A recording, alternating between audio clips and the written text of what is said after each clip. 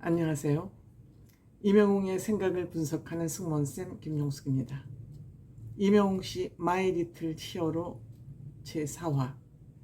임영웅 씨가 한국에서부터 야심차게 준비해갔던 오징어찌개 만들기.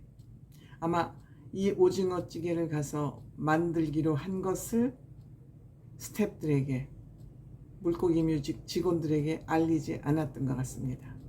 서프라이즈를 하기 위해서죠.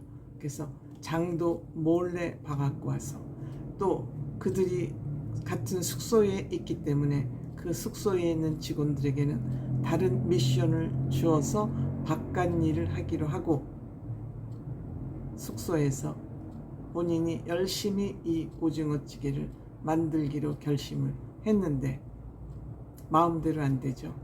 마음대로 안 됩니다. 엄마가 해주는 거 맛있게 먹었기 때문에 그게 그렇게 힘든 일인지 몰랐던 것이죠.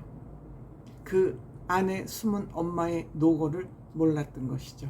임영웅 씨 오징어찌개를 하면서 뭐라도 발견한 듯 엄마는 훌륭하다 라고 또 외치기도 했죠. 근데 만들다 안 되니까 재료 준비를 쫙 해놓고 엄마에게 전화를 걸죠. 엄마에게 전화를 거는데 엄마가 설명을 해도 쉽게 알아들을 수가 없잖아요.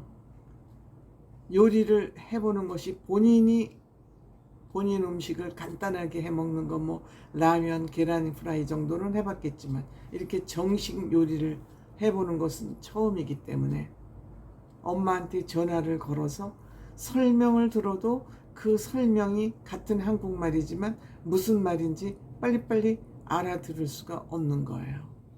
근데 여러분들 전화하면은 생각나는 게 있죠. 외할머니께서 외국에 나갈 때 전화 자주 하면 전화 요금이 많이 나오지. 저는 그 얘기가 굉장히 귀에 콱 꽂혔어요. 임영웅 씨가 지금 얼마나 많은 중소기업, 걸어다니는 중소기업인데 얼마나 평상시에 검소한 생활을 했으면 할머니께서 전화요금을 걱정하실 정도인가. 임영웅 씨의 평소 생활을 알 수 있는 힌트가 됐기 때문에 저는 그 말이 굉장히 감동적이었습니다. 그런데 임영웅 씨가 엄마한테 전화를 걸어서 설명한 게 듣고 한꺼번에 설명을 들으면 또 다 잊어버리니까 임영웅 씨가 요런 하여튼 일의 요령을 잘 알고 있는 거예요. 거기까지만 본인이 필요한 데까지만 설명을 딱 듣고 내가 요거 준비해놓고 엄마 전화 다시 할게. 그리고 또 준비해놓고 다시 전화 걸어서 엄마한테 전화 받고, 이 부분이 편집이 돼서 그렇지 아마 전화를 아마 수없이 많이 했을 것으로 생각이 됩니다. 편집이 됐겠죠. 어쨌든 임영웅 씨가 엄마한테 설명을 들으면서 차근차근하게 음식을 만들어서 그 음식은 제대로 맛이 되어서 합격점을 받긴 했습니다. 임영웅 씨 설명 들을 때는 모범생같이 열심히 들었는데 가서 음식을 하려고 막상 현장에 서 보니까 나는 엉터리 학생이었나 하는 후회가 될 정도로 이 음식이라는 게 처음 하는 사람한테는 쉬운 일이 아니죠. 정말 임영웅 씨 갈팡질팡하는 모습 우리가 처음 봤죠. 임영웅 씨는 웬만하면 긴장하지 않고 갈팡질팡하지 않고 차분히 이미 머릿속에 계획을 세워서 일을 하기 때문에 차분하게 잘합니다.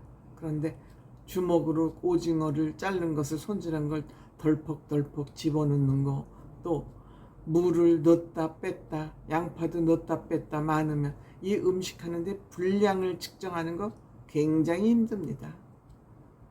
좀 음식이 소량을 할 땐 모르는데 많은 음식을 할 때는 그 분량 맞추는 것이, 간 맞추는 것도 하지만 분량 맞추는 것도 보통 힘든 것이 아닙니다. 그럼에도 불구하고 차분히 요리를 마무리했습니다. 왜 마무리했을까? 마무리할 수 있는 힘은 임영웅 씨가 차분하기 때문에 그렇죠. 일하는 요령을 알고 있기 때문에 그렇죠.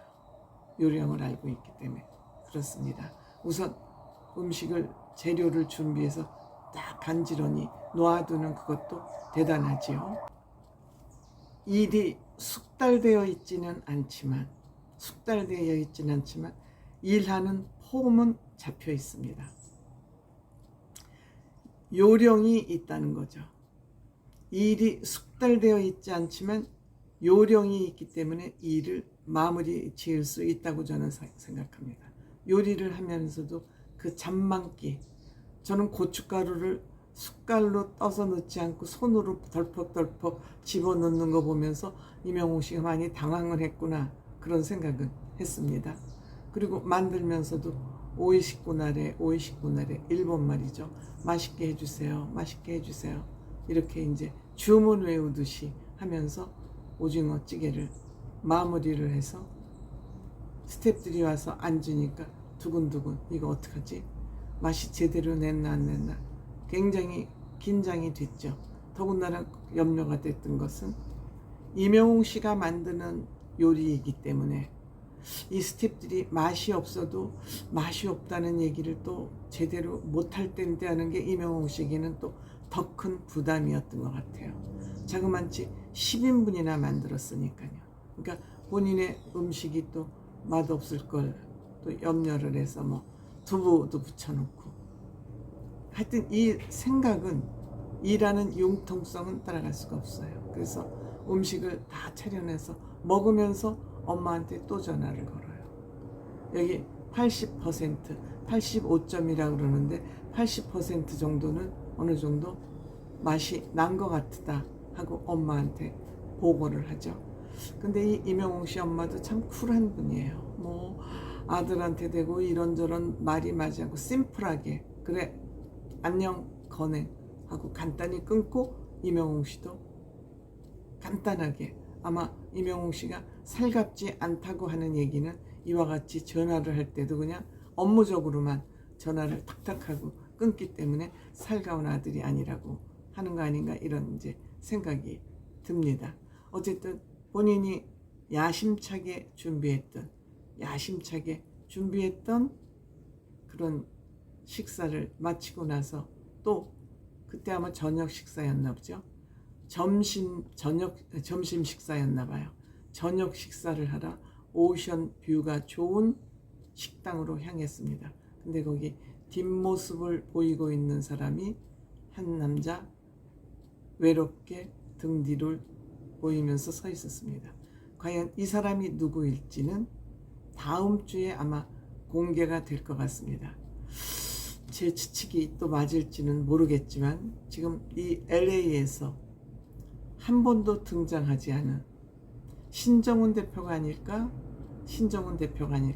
다음 주가 이제 5회 마지막 방송이잖아요. 그래서 제 나름대로 신정훈 대표하고 아마 마무리 식사를 하면서 끝내지 않을까, 그런 생각을 해봅니다.